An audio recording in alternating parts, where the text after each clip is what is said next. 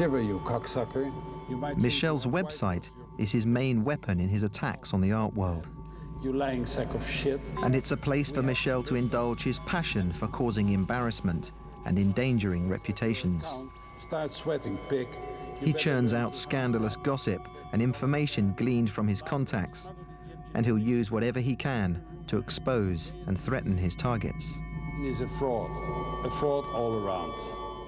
Seemingly unconcerned by libel laws, Michel acts as judge, jury, and executioner.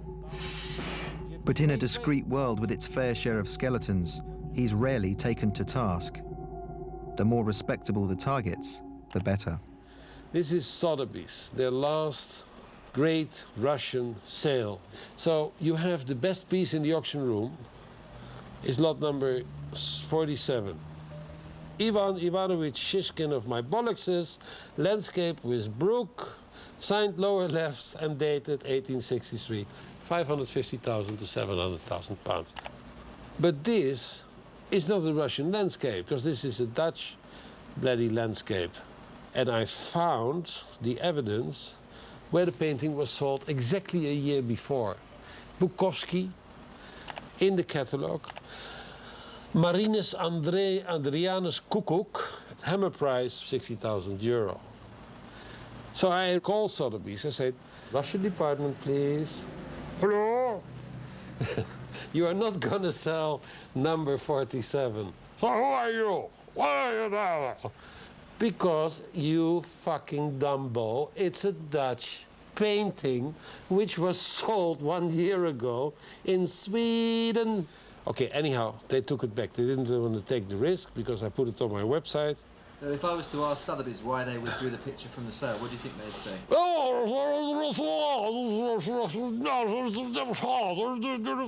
The press department. The legal department. Why don't you ask them? Ask them.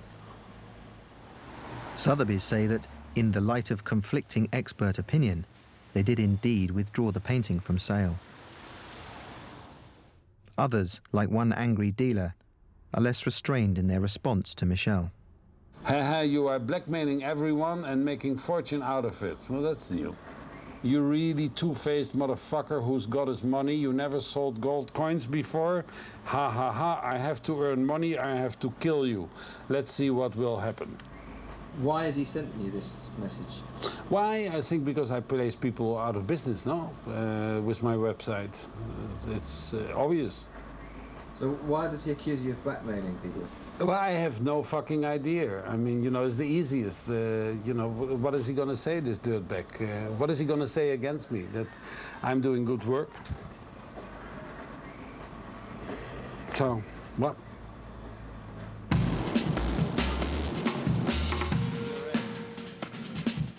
It's a week later. We've come to Rome. Michel says he wants to show me another aspect of his good work. Well, I'm always happy to be in Rome, although it's a dangerous place for me because I've been shot out of Rome. You've been what, sorry? Shot out of Rome. Michel is planning to severely embarrass a respected London dealer, who he insists deserves it. Law enforcement agencies, they haven't been able to tackle him. They would love to do it, but you know, you have a row of lawyers, barristers, everything. If you want to take on this guy, he's in the 50 to 100 million pound bracket, so you have to hit him different.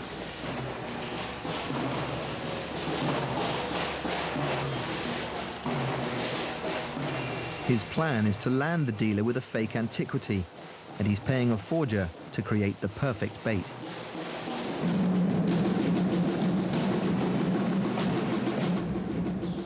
Michel leads the way to a quiet back street to inspect the work in progress. This fragment of 11th century jewelry will be transformed into a stunning collector's item. When he will finish it, it will be like one of the Vatican treasures. It's something exceptional. But not the real thing. Well, not the real thing. It serves the purpose, no, for what I'm planning. I'm out to get this bastard, and this is what does the trick.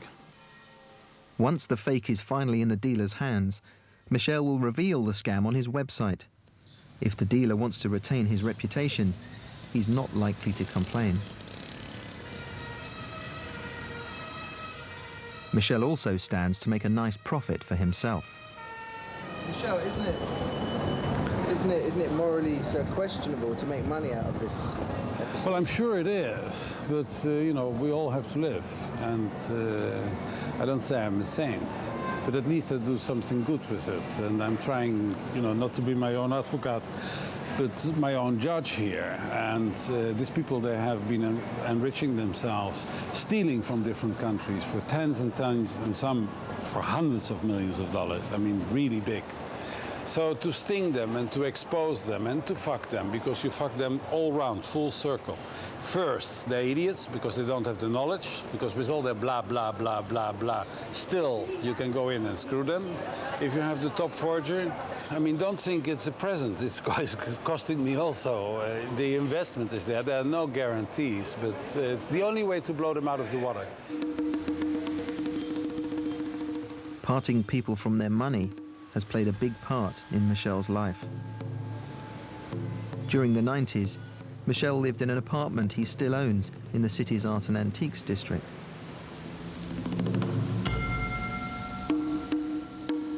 But his activities caught up with him, and he had to leave town in a hurry. So it's a shame you can't stay in your own apartment. Well, you want to live or you want to die? Andiamo, piano piano. We drive past his apartment under cover of darkness. It's one of many homes from Beirut to Buenos Aires, abandoned in a fractured life. He says he likes being a gypsy, but it makes me wonder what effect all these years of double dealing and deception must have had on Michel's personal life. Grazie.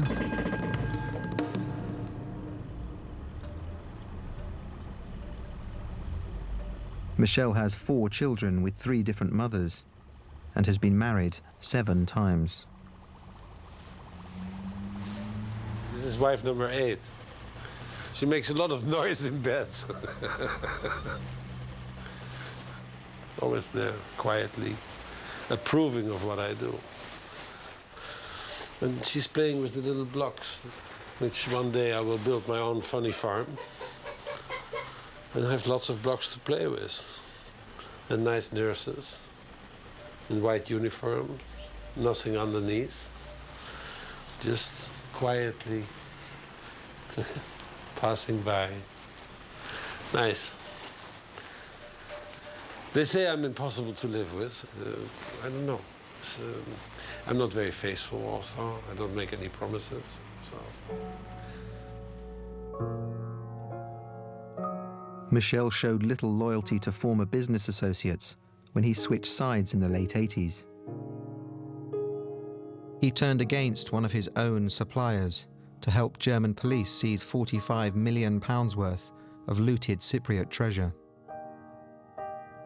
The police valued his capacity for betrayal, but could they trust him? This some of the tapes with the yard. No, I think it's been delayed. For the 10 years he worked with Scotland Yard, Michel was secretly recording phone calls.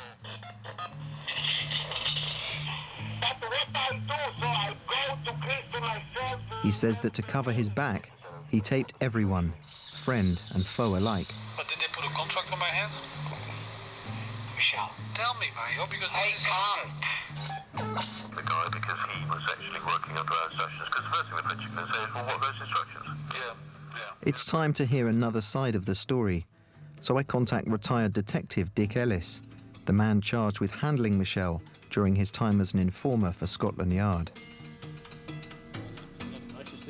But before we can meet, Michel asks me round to lunch with a friend of his.